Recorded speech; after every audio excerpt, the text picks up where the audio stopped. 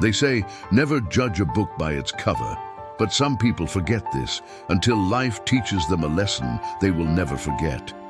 This is the story of Daniel, a man who had everything money could buy, but nothing money couldn't. Daniel was a successful businessman. Every morning he parked his shiny black car in front of his office. The doors would swing open automatically.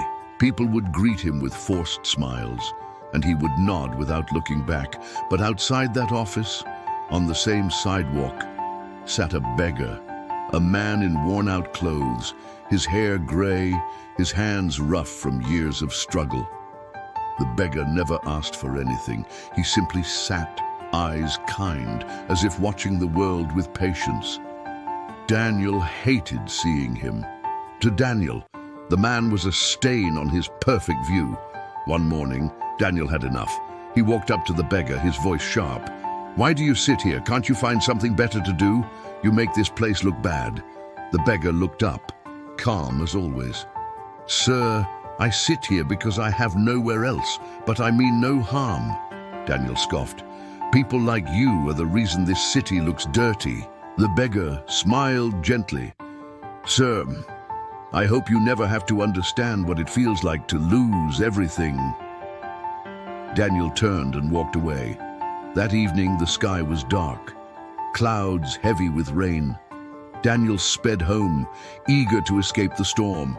His phone buzzed, an urgent email. He glanced down just for a second. In that second, headlights blinded him. A truck honked, tires screeching. Crash! His car spun out of control, hit a pole, and flipped onto its roof. Daniel's world turned upside down. He was trapped. Smoke filled the air, flames licking at the engine. People gathered at a distance, afraid to get close.